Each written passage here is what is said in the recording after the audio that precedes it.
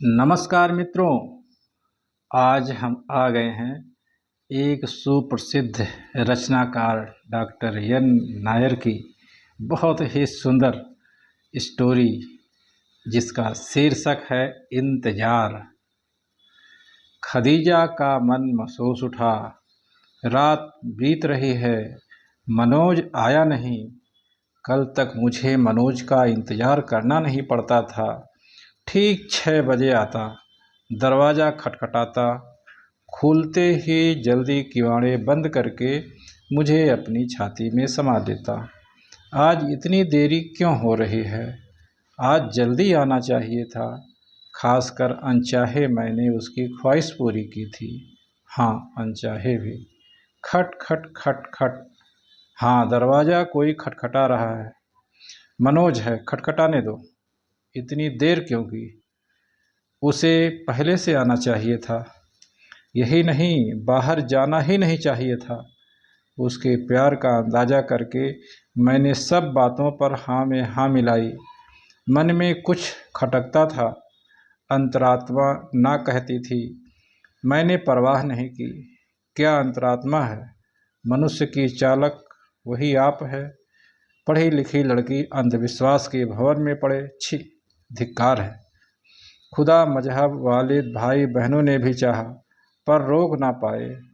खदीजा का मन वज्र सा कठोर था, अडिग था।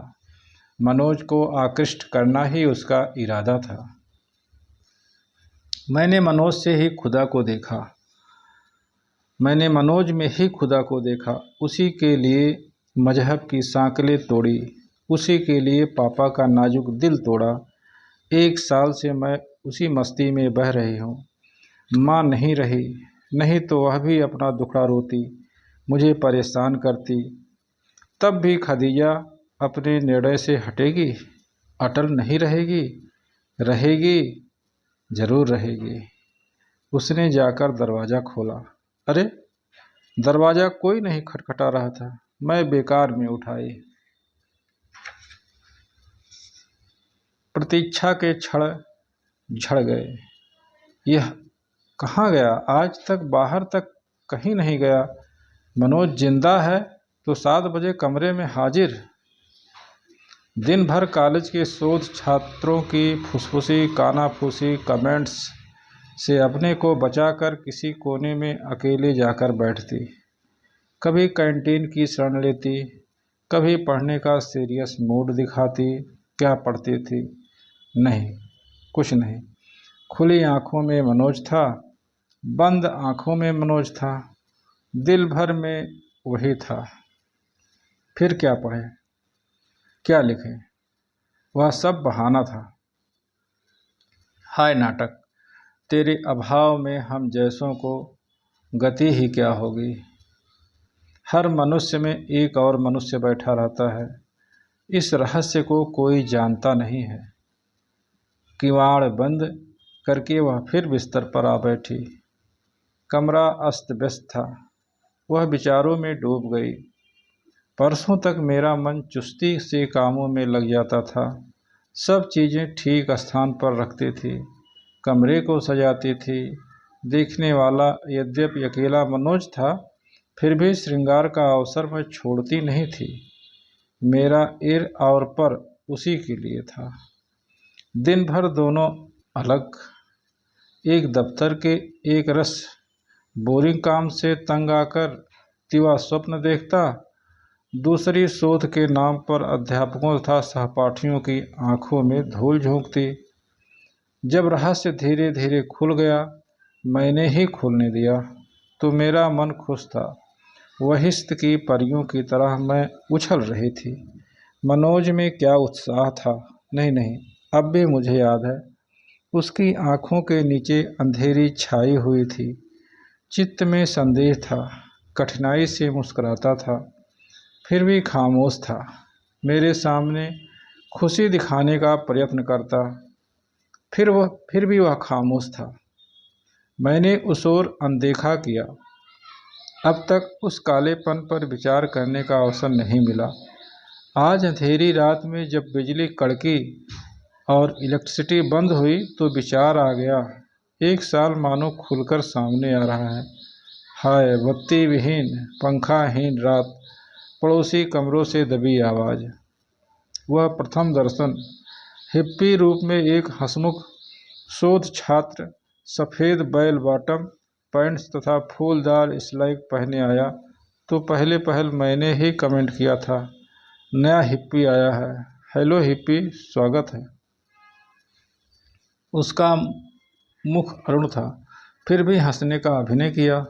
उसकी आंखों में शरारत थी, ओठों में कुछ छिपी कंपकपी सी या अधर दंशन का भाव था। पूरा पूरा मैंने नहीं देखा तो भी उसका डील डॉल पसंद आया।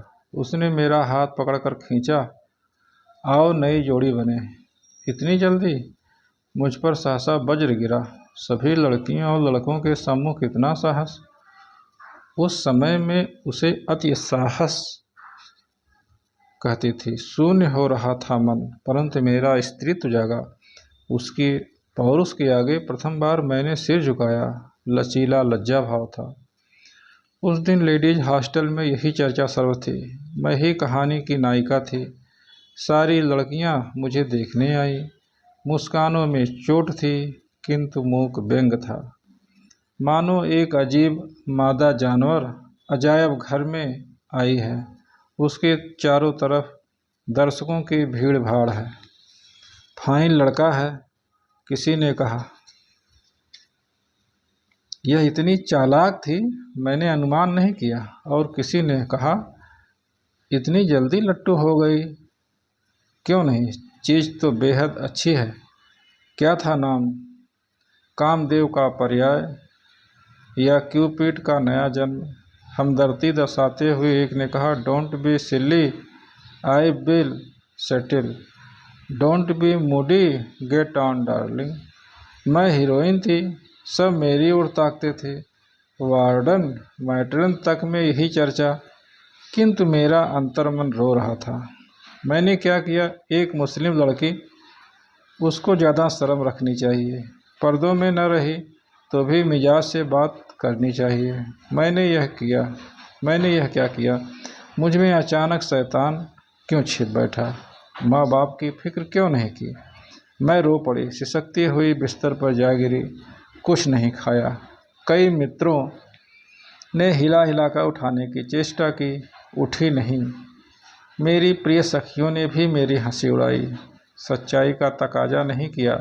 बेहया दुनिया, बेरहम औरतें। आंखें झपक गई तो वही हिप्पी लड़का मन में विश्व रूप लेकर खड़ा था।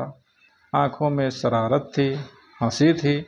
मैंने आंखें खोली, बंद की, बार बार यही किया, बेकार।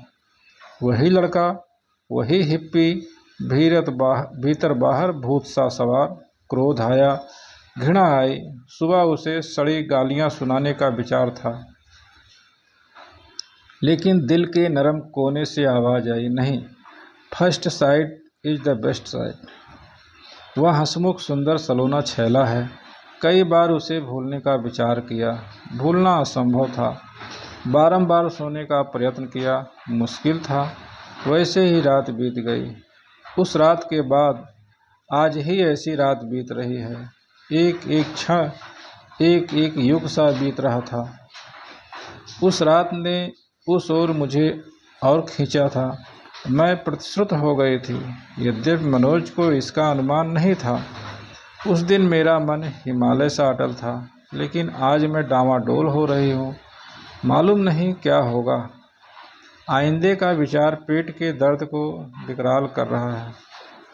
चूम चूम कर उस दर्द को मिटाने के लिए आज मनोज ठीक समय पर आया नहीं। बेचारी खदीजा उसके इंतजार में पलके झपकाए बिना बैठी है। हर टकराहट और आहट की ओर उसने दोनों कान दौड़ रहे हैं। उसके प्राण प्रतीक्षा के पावड़े बिछा रहे हैं। कैसी क्रूर है पुरुष जाति। उस रात के बाद 6 महीना तक मैंने अपना दिल उसके पैरों पर खोल कर रख दिया। व्यक्तित्व तथा आत्मीयता की परीक्षा के दिन वही अकेला राजा था। 2 दिन का सुल्तान था। 6 महीने बाद शोध छोड़कर वह किसी दफ्तर में क्लर्क बना। तो दिन भर मेरा मन तड़पता रहा। शोक मूर्छा से मैं कुछ करती नहीं थी। मेरी मेज ही मेरी वेदना को मापने के लिए रह गई थी। उसी ने मेरी तड़पें सुनी हैं, उसी ने मेरे व्यथा भार से झुके सिर को थामा है। विश्वविद्यालय का कैंपस ही मुझे आरोचक था। वहाँ से मैं भागना चाहती थी। घर जाने के दिन ही भूली थी। पापा के कई पत्र आए थे, कोई जवाब नहीं दिया। कॉन्वेंट में पढ़ाकर बेटी को बर्बाद किया। एक दिन वे मेरे पास आ ही गए। मैंने बहुत पढ़ने का बहाना किया, समझाया आगे भी जवाब नहीं दे पाऊंगे। बेचारे विश्वास कर गए। उस विधुर की अभिलाषाओं पर पानी गिर गया। यह उनके लिए भी उस समय अज्ञात था। नहीं नहीं खदीजा, तू अपने पिता के सभी जीवन तथ्यों को चूर चूर कर रही है। पिताजी के पत्र आते रहे। मैं उन्हें जल्दी पढ़कर फाड़ डालती थी। घर की बातों पर ध्यान नहीं देती थी। मनोज के पत्रों को दिन रात बेसीरियस के भीतर छाती में छिपा कर रखती थी। बार बार उस कागज के स्पर्श से छाती के छोटे छोटे रोम खड़े होते थे, मनोज के अपूर्व स्पर्श की भांति। 1 साल से इस कमरे में आई हूँ मनोज के साथ। रात भर हम एक साथ हैं। 2 शरीर एक हो गए हैं, बिल्कुल एक। किसी से भी आज्ञा नहीं ली, विवाह के बंधन में बंधे नहीं। स्वेच्छा से मैं हॉस्टल से यहाँ चली आई। होटल का कमरा था किंतु जीवन नाथ था। दिन में सूना था लेकिन रात की ताज़ी स्मृतियाँ थीं। पड़ोस के कमरों में रोज़ नए नए आते रहे, परंतु हमारा कमरा हमारा था।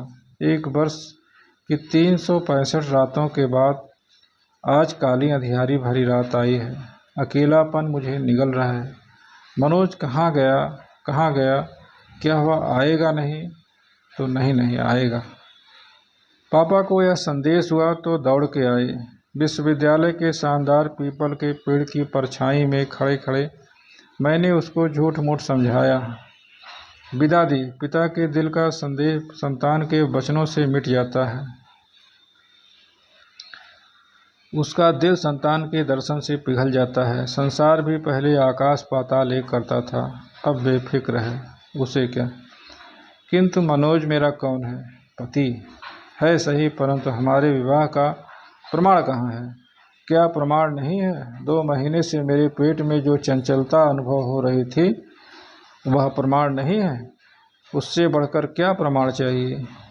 1 महीना मैंने सभी से उस बात को छिपा के रखा, प्यारे मनोज से भी नहीं कहा, क्योंकि मुझे भी इसका ठीक ठीक अनुमान नहीं था। जब विश्वास हो गया तो एक मदमाती रात की बेहोशी में मैंने उससे चिपट कर कानों के भीतर मंद मंद वह बात कही। वह मस्ती की बेहोशी में भी चिल्ला उठा था। मैंने उसका अर्थ नहीं समझा। इतनी जल्दी? जल्दी कैसे? मातृत्व का जवाब था, प्रश्न जैसा। वह चुप था परंतु चिंतित था। मैं बेहद खुश थी, मोती युक्त सीपी की तरह। कुछ दिन पहले उसने मेरे कानों में कहा, प्रिय, इतनी जल्दी संतान का होना अच्छा नहीं है। हमें यौवन का सुख भोगना है। मुझे उसकी बात समझ में नहीं आई। यौवन का सुख संतान की प्राप्ति से कैसे समाप्त होता? संतान ही तो यथार्थ सुख है, पुरुष ही जाने। रोज उसका यही जप जाप था। एक दिन उसने यह अजीब प्रस्ताव रखा, तुम गर्भपात करा लो, संतान अभी अभिशाप है। ये शब्द मनोज के मुंह से ही निकले थे। मुझे विश्वास नहीं हुआ। मेरा मन रो उठा। कई बार सोचने पर भी मनोज की बात मेरी समझ में नहीं आई। पूर्णतया हाँ में हाँ मिलाने में असमर्थ हो गई। किंतु कल मनोज के आर्द्र नयनों के सामने मैं हार गई। उस स्नेह निधि की हर ख्वाहिश की अब तक मैं पूर्ति करती आई हूँ। इसको भी क्यों टालूं? इस 20 साल की अवस्था में माता क्यों बनूं? जैसे मनोज ने कहा, थीसिस पूरा करके पीएचडी की उपाधि लेने के बाद ही माता बनूंगी, तभी विधिवत शादी करके इस पति पत्नी के यथार्थ संसार में प्रवेश करेंगे। मनोज का वेतन अभी एक परिवार का बोझ संभालने में अपर्याप्त है।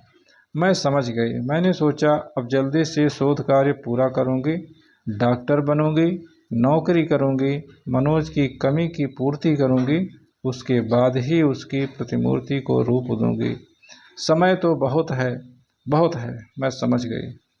आज सुबह मैंने अपनी सहमति दे दी। मनोज में प्रथम दर्शन का लावण्य मैंने देखा। उसने मुझे छाती से लगाकर बार बार चूमा। उन चुंबनों में उसमें प्रथम चुंबन से अधिक तीक्ष्णता का अनुभव हुआ। एक दिन मैं अकेली विभाग की तीसरी मंजिल से उतर रही थी। कोई नहीं था। अचानक मनोज ऊपर की ओर आ रहा था। दोनों पास पास आए, एकदम खड़े हो गए।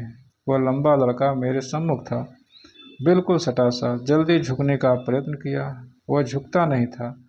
मेरी छाती को वह चूम रहा था। मुझ में सनसनी थी, पुलक थी। कुछ समय तक मैं अपने को भूल गई। मुझ में सनसनी थी, पुलक थी। कुछ समय तक मैं अपने को भूल गई। तब तक वह ऊपर चढ़ चुका था। मैंने चारों तरफ देखा, कोई नहीं था। जी में जी आया। भीतर मुस्कुराहट थी, बाहर आक्रोश था। मनोज नहीं आया। अब पेट का दर्द बढ़ रहा है। खदीजा बर्दाश्त कर नहीं पाई, जाकर बिस्तर पर लेट गई। उसे ऐसा लगा उसकी साड़ी में नमी है। उसने उंगलियों से परीक्षा की, खून। उसकी आंखों में अंधेरा छा गया। अब भी मनोज नहीं आया। दर्द से वह कराह रही थी। खून बिस्तर को लाल लाल कर रहा था। उसका मन विवश था। फिर भी वह सहती रही, लेटी रही। मनोज आएगा, वह उपचार करेगा। टन टन टन टन टन 6 बज गया।